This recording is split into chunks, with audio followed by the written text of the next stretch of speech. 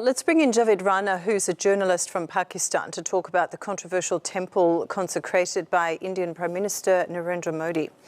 Good afternoon, Javed. Thank you so much for joining us on the program. Now, more than 3 decades after a mob of Hindu radicals razed a mosque to the ground in the Indian town of Ayodhya, Indian Prime Minister Narendra Modi has inaugurated the new Hindu temple that will stand in its place. Can you walk us through the events that led to the temple's creation, and what is your analysis on this? Well, I think Prime Minister Modi and his terrorist organization, RSS, which is the mother organization of BJP, the ruling Indian party, they are managing to come up to implement their manifesto, a publicly declared manifesto. This Ayodhya mosque, which was razed to the ground by the Hindu terrorists in early 90s, you may recall that in mid-80s, that was a promise BJP had made. That was a promise the RSS, the terrorist wing, had made to the people, that if they vote them to the power, they are going to build up a Ram Mandir, the so-called Ram temple. So I think in early 90s, when this was demolished, more than 2,500 people were killed. Mostly those were the Muslims.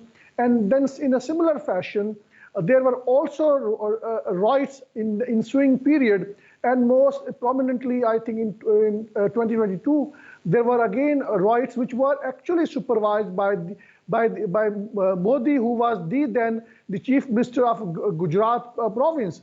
So I think Modi has a history of basically stoking communal violence in India.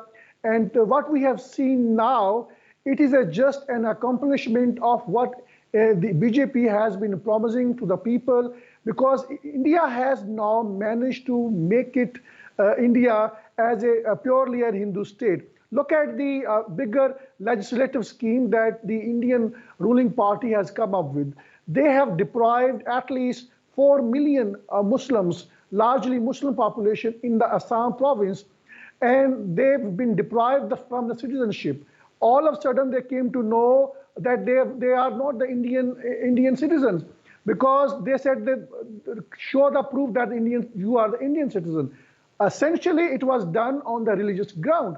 And in a similar fashion, I think it was also promised by the Indian BJP to the Hindu population that they would unify the Kashmir, which is a majority populated Muslim state. They have also done it. And that shows that India is now fast heading towards a purely a Hindu state. And you may recall that this is essentially a secular state where every citizen has an equal right. But that is something which is in the Indian constitution. So far as their legislative scheme is concerned, things are changing. And we have seen that the communal violence which has taken place after the inaugural of this so-called temples rebuilding, many houses were demolished belonging to the Muslims, because they were upset over the rebuilding of this temple. And in a similar fashion, there were also violence in the universities where students were not willing to watch this inauguration ceremony in cinema screens. So all over India, everybody was forced to watch it. And that is a clear message to the minorities, particularly for Muslims, that India is a country which is very much hostile, and it will be very difficult for them to stay in India in years to come.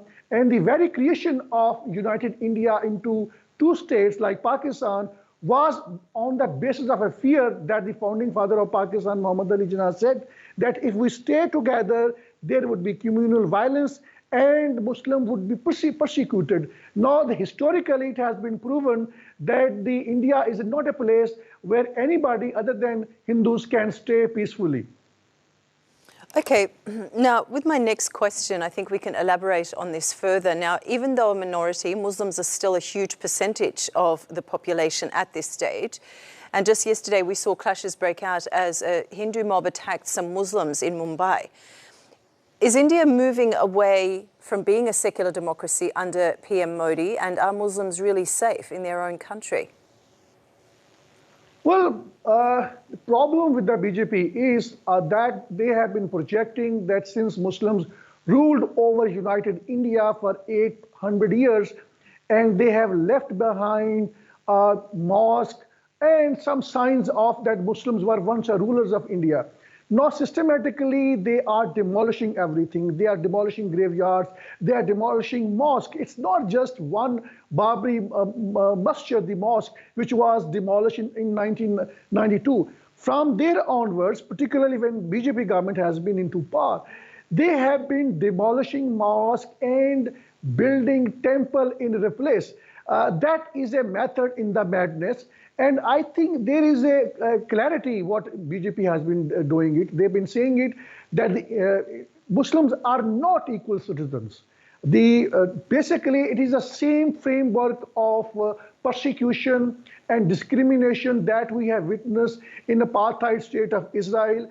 And BJP leaders have been saying that they have drawn that framework from the Israel. And that is why we have seen that India is far more close to Israel than any other country. Reason being is the animosity of the Muslims. And in a very systematic manner, I think much of the groundwork that was required to make India as a Hindu state, that has already been done. Because informally, they have enforced a kind of a structure whereby Muslims are discriminated, whereby Christians are discriminated. They are no longer equal citizens. Millions of Muslims have been deprived of the citizenship. And now RSS, the terrorist wing, of which Prime Minister Modi is part and parcel, they've been saying that the option with the Muslim is to convert back to Hinduism.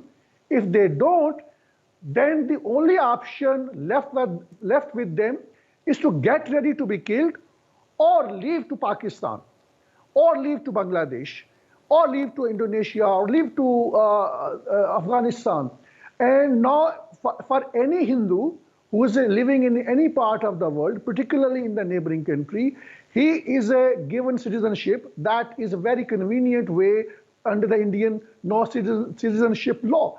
But when it comes to any other nation, particularly Muslim, they are not going to give them citizenship. Rather, they are being expelled. And then we have to see also a bigger picture, and that picture is that the RSS, the terrorist wing, has actually recruited 6 million volunteers. They are all terrorists, and their plan is to force Muslims to convert back to Hinduism. And if they refuse, the next stage would be that either they would be killed or they will be forced to migrate to Pakistan or Afghanistan. That is the framework they have already laid down. It's a purely Hindu state. You may recall that there was a ban on Modi to travel to the USA. It was because of the fact that he became the prime minister that ban was lifted. India is acceptable to the world because it's a big market. It's a 1.3 billion populated state, which is, I think, probably the biggest country in the world in terms of the populations. Muslims are 200 million populated. That's also a big size of the population. But since Muslims are scattered all over India, except for Kashmir, where the demographies are being changed as well, therefore, I think it is very difficult for Muslims to resist this because it is a more systematic. Police is helping the ruling BJP party, the RSS terrorist wing, to demolish the houses of the Muslims. Anyone opposing BJP's Hindu agenda, his house is demolished. You know, that is exactly what happens in apartheid state of Israel. India is an apartheid state now, very effectively, but there are not voices to speak against India just because that it is a big country in terms of economy. It has been accommodating USA's geostrategic interest against China. It is a country which is hostile to Pakistan, and there is a generally hidden animosity of the West also against the Muslims, and that is why it is a convergence of dirty political and economic and ideological interest, because of which we don't hear much voices against the terrorist wing of India, Though every next day we hear lot of militant groups of the Muslims that they are the terrorists. As a matter of fact, it is the India where the persecution of the minority is the highest in number, and highest in the scale. It is unprecedented. But again, the bigger picture is that the world is silent, and it would stay silent. And a bigger problem, I would say, is also with the Muslim countries also, particularly the Arab states. They have very thick economic ties, political ties with Prime Minister Modi. And Prime Minister Modi, in a very systematic manner, in order to isolate Pakistan, he has strengthened his ties with Arab states on economic grounds. But at the same time, Arab countries have also become very silent spectators over a systematic persecution and a large-scale killing of the Muslims. There have been repeated riots in India. There have been repeated massacres of Indian Muslims, but nobody talks about it. Nobody takes any action against India because it hurts their economic interest. Okay, now Javed, lastly, what's been Pakistan's reaction to the consecration of the temple? I think Pakistan's reaction has not been as strong as it should have been. But again, for Pakistan, it is frankly speaking, it's a kind of a fait accompli. They know they can't do much other than issuing statements. But again, Pakistan has also very limited option. Pakistan has managed to at least to prevent more wars with India after May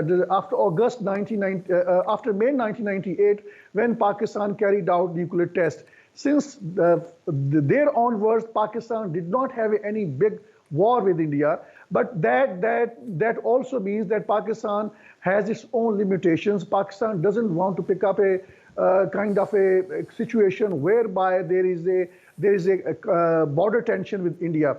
And that is why that Pakistan is now managing this crisis with India. There has been a lot of pressure on Pakistan's previous government, particularly I'm talking about the previous military chief, to actually soften its ties with India, compromise its geostrategic interest, its territorial dispute like Kashmir, and let the India do whatever it wants.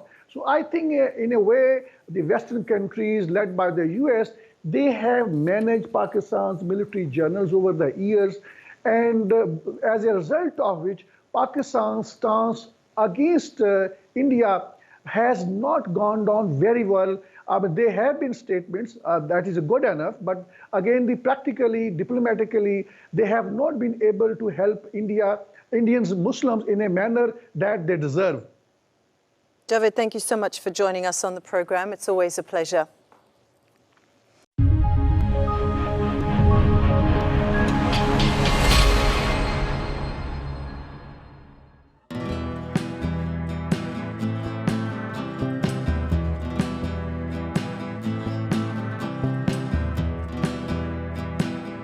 The growing tide of anti-Israel sentiments. What you see behind me is just tip of the iceberg of what is happening in the country. More than half of $52 billion black CIA budget is spent on espionage network in Pakistan. How would you handle it? The US has looked upon Pakistan as an ally at one point and then as an enemy at the same time. That is going to be the first legal reason on the basis of which he is going to be instantly ousted by the Supreme Court of Pakistan. Joining us live, Javed Rana, who's an expert on politics and geostrategic issues. In the world politics, which is not being driven by any moral principle, it is being driven by the hard geostrategic realities. In a broader picture, more countries would aspire to have nuclear weapons.